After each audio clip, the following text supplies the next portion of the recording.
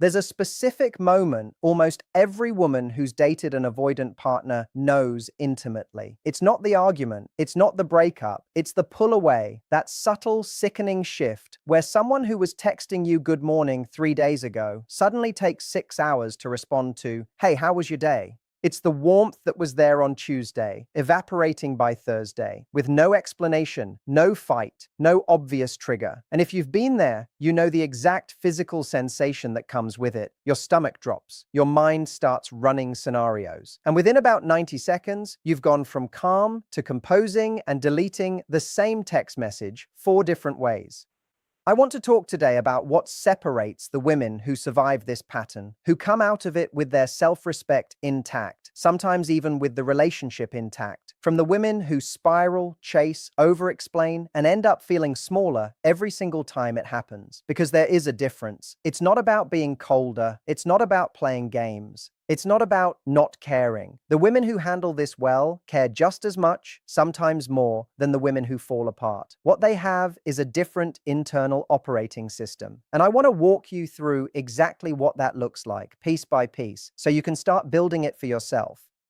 Let's start with what's actually happening on the other side of that silence, because you cannot respond well to a pattern you don't understand. When an avoidantly attached person pulls away, it is very rarely a calculated punishment. It is very rarely a test. In the vast majority of cases, what's happening is an internal alarm system going off, one that was built usually in childhood around the idea that closeness is dangerous, not consciously dangerous. Nobody sits there thinking, closeness will hurt me. It's older than thought, it lives in the nervous system. For someone with an avoidant attachment style, intimacy activates the same threat response that other people feel around actual danger. A mild background hum of, I need to get out of this room, that gets louder the more connected they start to feel. So here's the paradox that trips up almost every woman dating an avoidant. The withdrawal often happens right after things get good, not after a fight, after a great date, after a moment of real vulnerability, after they said something honest and felt exposed by it. This is the part that makes it so disorienting, because everything in your instinct says something must have gone wrong, when in reality, something went right, and that rightness is exactly what triggered the retreat. Smart women learn to read this pattern for what it is instead of what it feels like. It feels like rejection. It is very often underneath, closer to fear. Now, understanding this doesn't mean you excuse it, and it doesn't mean you're required to keep dating someone who does this to you indefinitely. I'll get to that boundary later because it matters just as much as the compassion piece. But the first shift, the very first thing that separates a woman who handles this with dignity from a woman who gets swept into the anxiety of it, is that she does not personalize the pull away as proof of her own unworthiness. She holds 2 things at once. This isn't fully about me, and also, I still get to decide what I'm willing to live with. The second thing smart women do, and this is the one that trips people up the most, is they stop chasing the moment it starts. I don't mean they go cold or vanish in retaliation. We'll talk about why that's actually a mistake too. I mean, they resist the urge to close the distance by increasing effort. Because here's what happens in an anxious response, and it's almost universal. The moment you feel someone pulling back, your nervous system screams at you to pull them back in. You text more. You ask if everything's okay. You over-explain your last message in case it came across wrong. You try to schedule the next date faster than usual, as if urgency will re-anchor the connection. And I understand the impulse completely. It comes from a real human place. But from the avoidant person's nervous system, increased pursuit in the exact moment they're feeling overwhelmed reads as more pressure, not more safety. It confirms the exact fear that made them pull away in the first place, that closeness means being caught, chased, and unable to breathe. So what do smart women do instead? They slow their own response time down to match, or even lag slightly behind the energy being offered. Not as a manipulation tactic. I'm not telling you to play games or wait exactly 3 hours to respond because some dating guru told you to. I'm telling you that the healthiest response is simply an honest one. If someone is giving you less, you give exactly what feels natural and calibrated to you, which is usually less pursuit, not more. This isn't strategy. It's self-respect expressing itself naturally. When you stop performing anxiety through your actions, you actually give the other person's nervous system room to come back toward you on its own timeline, if it's going to come back at all. This brings me to the third thing, which is maybe the most important skill in this entire situation: emotional self-regulation in real time. This is the difference between a woman who can sit with discomfort and a woman who needs to resolve discomfort immediately through someone else's reassurance. When an avoidant partner goes quiet, the anxious nervous system wants closure now. It wants a text back now. It wants to know now whether this is fine or whether it's over. That urgency is not weakness, it's biology, it's attachment wiring. And if you've experienced it, there's nothing wrong with you for feeling it. But smart women have built, usually through real practice, the capacity to sit inside that uncertainty without immediately outsourcing their nervous system's calm to someone else's response time. Practically, this looks like having something to do with the discomfort besides sending a message. It might be calling a friend, not to obsess over the situation for 2 hours, but to get outside your own head for a while. It might be going for a walk, working out, working on something that has nothing to do with the relationship. It might be journaling, actually writing down what you're afraid of, which almost always turns out to be some version of, "I'm afraid this means I'm not enough," and then gently examining whether that's actually true, or whether it's an old story your nervous system is retelling, because this situation rhymes with an old wound. The goal isn't to suppress the anxiety, it's to metabolize it somewhere other than through the other person's phone. Fourth, and this one is subtle but incredibly powerful, smart women keep their life fully theirs. I don't mean this as some cute Instagram quote about having your own life. I mean it literally and specifically. If your calendar, your identity, your sense of a good week has quietly reorganized itself around this person's availability, that's usually where the real trouble starts. Because an avoidant partner can sense, even if they can't articulate it, when they've become the entire emotional center of someone else's world. And counterintuitively, that's when the pulling away gets worse, not better, because now there's even more pressure attached to their presence.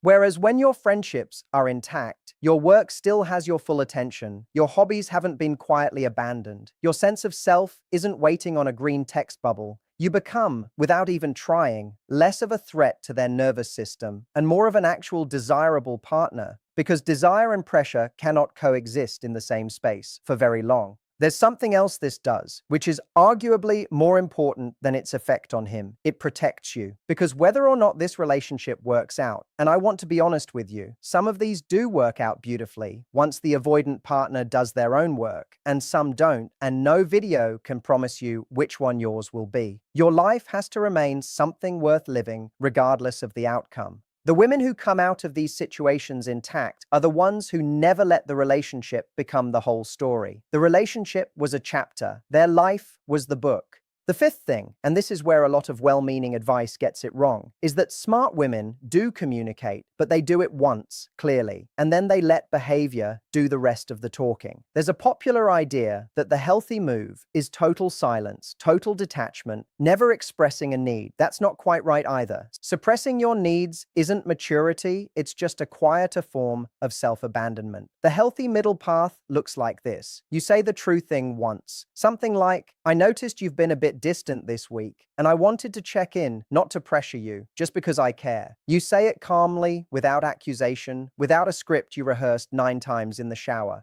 And then, this is the part that requires real discipline. You stop repeating it. You don't send 4 different versions of the same message, hoping one of them lands better. You said it. Now you watch what they do with it. Because words are cheap for everyone, avoidant or not, but especially for someone whose instinct under pressure is to say whatever will end the immediate discomfort. What they do after you've named the pattern tells you everything words can't. This is also where a crucial distinction lives. The difference between someone who is temporarily overwhelmed and pulling into themselves to regroup versus someone whose whole relational pattern is a permanent, unaddressed cycle of push and pull that never actually resolves into real intimacy. Smart women learn to tell these apart because the response to each one is different. Someone temporarily overwhelmed will pull back, and then given space, will come back, will apologize in their own way, will reinitiate, will show up slightly more present than before, even if they never fully explain what happened internally. That's a person moving through a fear response and self-correcting. That deserves patience. But someone stuck in a permanent, unaddressed pattern will pull back. And when they return, nothing will have actually changed. The same closeness will trigger the same withdrawal a few weeks later, and a few weeks after that, and a few weeks after that. If you map this out over months, what you'll see is a relationship that never accumulates real depth, because every time it starts to, the pattern resets it back to zero. This is the pattern that smart women eventually name to themselves honestly, even when it's painful to admit, because the alternative, staying in a loop that never resolves, is far more costly to their long-term well-being than the short-term pain of acknowledging it. Which brings me to something I think doesn't get said enough in this space. Giving someone grace for their attachment wounds does not mean giving them unlimited time to stay unaware of those wounds. There's a real difference between this person is working on themselves, is aware of their pattern, and is slowly, imperfectly, showing up differently over time. And this person uses their attachment style as a permanent explanation for behavior they have no intention of changing. The first person deserves patience. The second situation is not a relationship you're in, it's a relationship you're managing. And there's a version of understanding avoidant attachment that quietly turns into a woman explaining away every instance of being treated as an afterthought because she's read enough about attachment theory to have compassionate language for behavior that, if she's honest with herself, is genuinely hurting her. So smart women set what I'd call an internal timeline, not an ultimatum you announce, but a private, honest agreement with yourself about how long you're willing to keep experiencing this specific pain before you make a decision about your own life. This isn't about punishing him. It's about protecting the only nervous system you're actually responsible for regulating, which is your own. Maybe that internal timeline is a few months of watching whether small, consistent efforts are being made. Maybe it's noticing whether the withdrawal periods are getting shorter or longer over time. Maybe it's simply checking in with yourself honestly every so often and asking, am I actually happier in this relationship than I was 6 months ago? Or am I just more used to the discomfort? Those are two very different things, and it is astonishingly easy to mistake the second for the first when you love someone. The sixth thing worth naming is that smart women do their own work in parallel rather than waiting for the other person to change first. If you've noticed that this pattern, someone pulling away and you spiraling into anxious pursuit, has repeated across more than one relationship in your life, that's worth sitting with honestly. It doesn't mean you caused their avoidance. Attachment isn't assigned by blame, it's shaped by history, usually starting long before either of you met.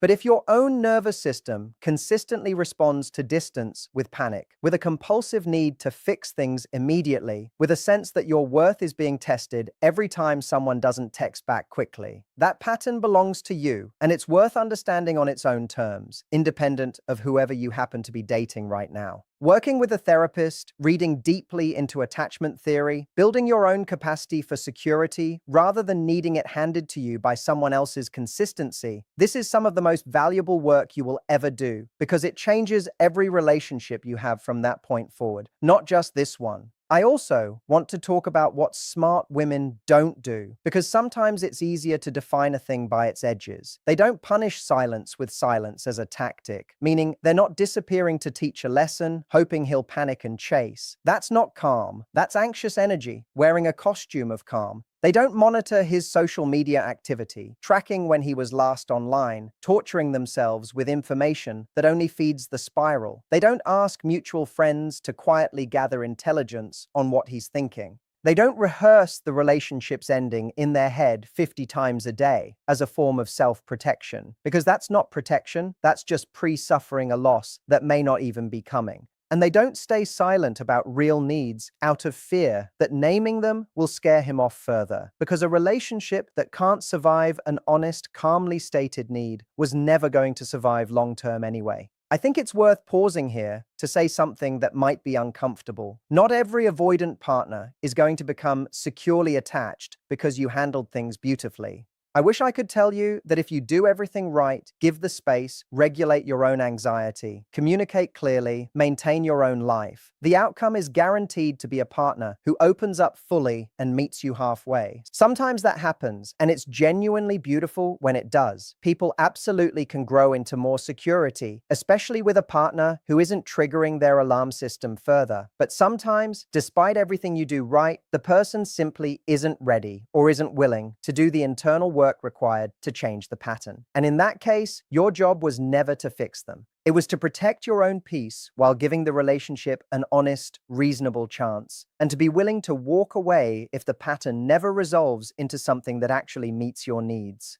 This is the part that I think gets lost in a lot of relationship advice aimed at this exact situation. So much of it is focused on technique, what to text, when to text it, how to appear unbothered, how to trigger their attraction by seeming unavailable. And look, some of that has a grain of truth buried in it, because chasing genuinely does make things worse. So stepping back genuinely does help. But if the entire framework is about managing his nervous system through your behavior, you've built a relationship strategy, not a self-respecting life. The real shift, the one that actually changes outcomes long term, isn't learning to perform calm. It's becoming a person who is actually, internally, less destabilized by someone else's distance. That's not a technique, that's identity work. And it shows up completely differently because it doesn't collapse the moment he does something unexpected, the way a technique does. Let me give you a picture of what this actually looks like in practice, because I think it helps to see it laid out concretely rather than just described in principle. Imagine two women, both dating someone avoidant, both experiencing the exact same pullback this week, 3 days of shorter replies, a cancelled plan with a vague excuse, a noticeable coolness in tone. The first woman spends those 3 days rereading old texts, looking for what she did wrong. She drafts and deletes 4 different messages. She calls her best friend twice to analyze his exact wording. She shows up to their next interaction, slightly guarded, slightly performing okayness, while quietly needing reassurance. And when he doesn't offer enough of it fast enough, she either explodes with pent-up hurt or swallows it and pretends everything's fine, while resentment quietly builds underneath.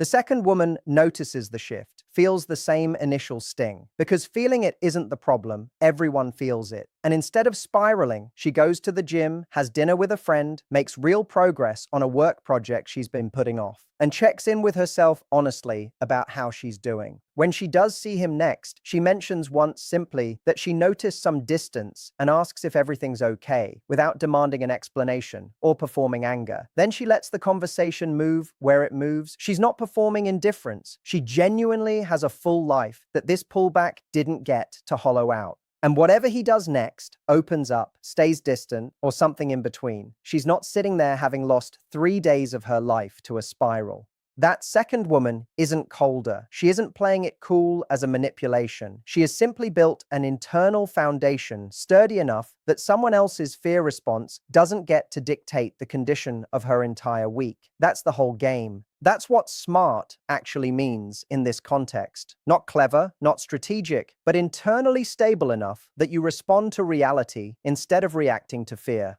I also want to address something that comes up constantly in messages I get from women in this exact situation, which is the fear that stepping back, giving space, not chasing, that all of this will simply cause the relationship to fade away entirely. That if she doesn't hold on tightly, there will be nothing left to hold. And I understand why that fear feels so real, because in some past relationship, maybe it was true. Maybe stepping back really did mean losing someone. But I want you to consider something important. A connection that only survives because one person is constantly closing the distance is not a stable connection. It's a structure held up entirely by your effort, and structures like that eventually collapse anyway, usually after costing you far more than the version where you protected yourself from the beginning. If space causes a relationship to end permanently, that relationship was likely already resting on an imbalance that needed to be addressed, whether or not you gave the space that revealed it. On the other hand, if a relationship can withstand space, if it can survive you having a full week where you didn't chase, didn't overtext, didn't perform anxious availability, and it comes back stronger, more honest, with the other person actually showing up with more effort rather than less, that tells you something real about its foundation. Space doesn't destroy healthy connection. It only destabilizes the version of connection that was never actually secure to begin with. I think it's also worth saying plainly, you are allowed to want more consistency than an avoidant partner is currently capable of giving you. Wanting steady communication, wanting someone who doesn't disappear every time things get emotionally real, wanting a partner who can sit in closeness without flinching, none of that makes you needy, and none of it makes you the anxious one who needs to heal before you deserve a stable relationship. Sometimes the healthiest, most secure response to a pattern that never resolves is simply choosing not to keep living inside it. That's not failure. That's not giving up too soon. That's honoring the fact that you get to decide what kind of relationship you're willing to build your life around. So let me bring this together into something you can actually carry with you. When an avoidant partner pulls away, the instinct is to chase, to fix, to explain, to shrink yourself smaller in hopes of becoming less threatening to their nervous system. Smart women interrupt that instinct, not by becoming cold, not by playing games, but by regulating their own emotional state independently of his response time, by keeping their own life fully intact, by saying the true thing once instead of 9 times, by learning to distinguish temporary overwhelm from a permanent unaddressed pattern, and by holding an honest internal timeline for how long they're willing to live inside uncertainty before making a decision for themselves. None of this guarantees a particular outcome. I won't stand here and promise you he'll come running back the moment you stop chasing, because that's not always true, and I'm not interested in selling you a fantasy. What I can tell you with real confidence is that a woman who handles this pattern with self-possession, who protects her own peace regardless of what he does next, ends up in a better position no matter how the relationship unfolds. If he grows, if he shows up, if the relationship deepens into something real, she's there for it, whole, not having lost herself along the way. And if he doesn't, if the pattern never resolves, she's still standing, still whole, already living a life that was never fully outsourced to his availability in the first place. That's the actual difference between the woman who survives this pattern with her dignity intact and the woman who gets pulled under by it. It was never about knowing the perfect thing to text back. It was about who she was underneath the waiting. I want to go a little deeper now into a few of the questions I know are sitting in the back of your mind while you're watching this, because give space, don't chase, keep your own life is easy to say and much harder to actually live when you're the one lying awake at midnight, refreshing a conversation thread that hasn't moved in 6 hours. So let's get more specific. One question I hear constantly is, how do you tell the difference between healthy space and being strung along? This matters enormously because these two situations require completely different responses, and confusing them is where a lot of women lose years of their lives. Healthy space has a rhythm to it. It contracts and expands. Someone pulls back for a few days, and then, on their own initiative, without being chased or guilt-tripped into it, they come back with something, a bit more warmth, a small gesture of effort, an unprompted check-in, a willingness to talk about what happened, even if it's clumsy and imperfect. The key word there is unprompted. If every single return to closeness only happens because you reached out first, because you initiated, because you did the emotional labor of reopening the door every single time, that's not a rhythm of healthy contraction and expansion. That's a one-way street with your name on the deed and nobody else contributing to the mortgage. Being strung along looks different. It looks like just enough warmth dropped in periodically to keep you from leaving, without ever actually resolving into consistency. A message here, a sweet moment there, enough to make you think, okay, maybe things are getting better, followed by another retreat that resets the whole cycle. If you were to actually track this over a few months, and I'd encourage you to do this literally, write it down, because our memory of relationships is notoriously generous to the people we love, you'd likely see that the pattern isn't trending anywhere. It's not deepening. It's oscillating in place, and it's designed, even unintentionally, to keep you invested without ever requiring real vulnerability from the other side. Another question that comes up a lot: what if I give space and he doesn't come back at all? I want to be honest with you about this because I think false comfort does you more harm than clear-eyed truth. Sometimes, yes, giving space reveals that there wasn't much holding the relationship together beyond your own pursuit of it. That is a painful thing to discover, but I want you to consider the alternative timeline, the one where you don't give space, where you keep chasing, keep over-explaining, keep shrinking yourself to accommodate someone else's fear response. In that timeline, you don't actually avoid the pain of discovering the relationship wasn't solid, you just delay it, usually at a much higher cost, after investing months or years further into something that was never going to become what you needed it to be. Space doesn't create the outcome. It reveals the outcome that was already true. That distinction matters because it means giving space isn't a risk you're taking with the relationship. It's simply a more honest, less self-abandoning way of finding out what was already real. Let's talk about something else that doesn't get discussed enough in this conversation: the physical, bodily experience of waiting. Because so much advice in this space treats the mind as the only battlefield. Manage your thoughts, reframe your interpretation, remind yourself of your worth. And while all of that has value, it misses something important. Anxiety during a pullback isn't purely cognitive, it's somatic. It lives in your chest, your stomach, your shoulders, the tightness behind your eyes when you're trying not to cry over a text message. And you cannot think your way out of a nervous system response using logic alone. The same way you can't talk yourself out of your heart racing during a genuine scare. You have to work with the body directly. This is why the women who handle this well tend to have some kind of physical practice they lean on during these stretches, not as a distraction technique exactly, but as a genuine regulation tool.